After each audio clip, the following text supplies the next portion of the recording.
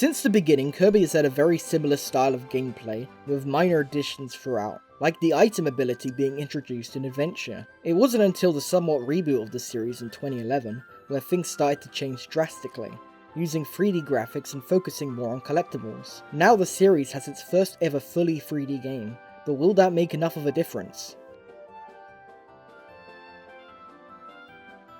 Kirby has had full 3D games in some form in the past, most famously with Kirby Air Ride, and a tech demo of sorts on the 3DS, Kirby Blowout Blast, but this is the first mainline game to have fully 3D gameplay, using a few ideas from Blowout Blast that I'll talk about later. This game is a completely unique game from past Kirby games, and features many interesting ideas that work well within the 3D space they now have.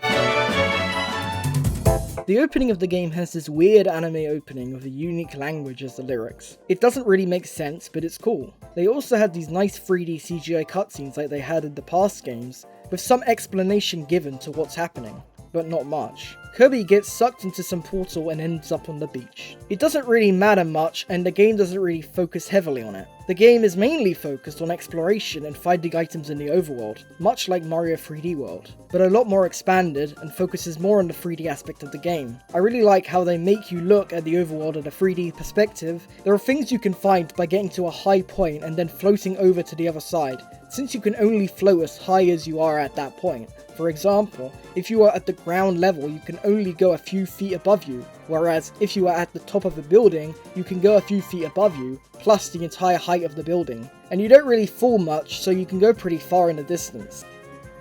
The game also has secret rooms with platforming segments that are focused on a certain task, like get somewhere before the time runs out. The game has objectives in the levels that give you Waddle Dees in order to do a certain hidden thing in the level. They don't tell you what the objective is, similar to Captain Toad. Once you beat the level, they reveal it. But there are multiple you have to do in each level, so if you don't get it in the level, you'll have to redo it multiple times to get them all, making the levels more replayable. Similar to other Kirby games in the past, you can also find figures hidden throughout that you can collect and view after getting them. I like how these collectibles make the game more unique than just finding a collectible, since you are doing other types of tasks like finding 5 flowers or eating 5 donuts.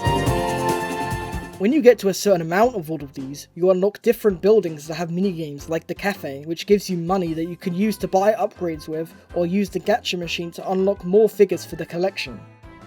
The game also focuses heavily on combat. The enemies now have shields that you have to go around to attack. Kirby also has a shield that you can use with the weapon you are using at that moment. You can also upgrade the weapons to make them better using blueprints you find throughout the level.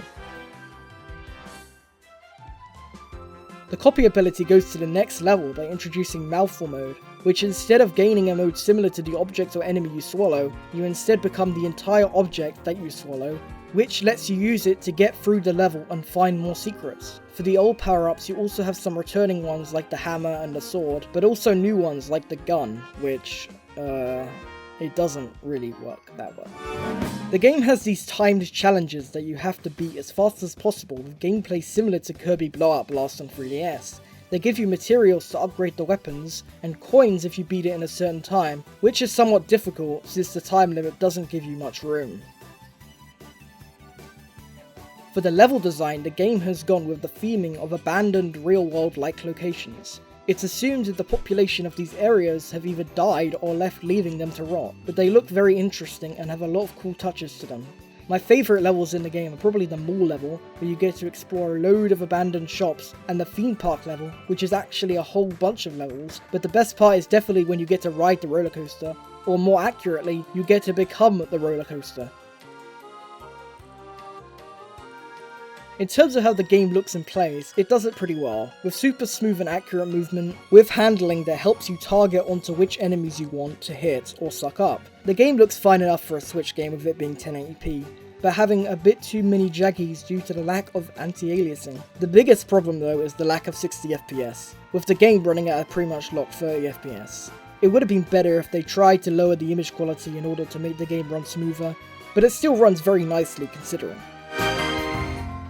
My only real problem with the game is the lack of difficulty. In past Kirby games, they would have these puzzles in rooms that you would have to figure out in order to get the collectible. They weren't super hard, but they were somewhat challenging.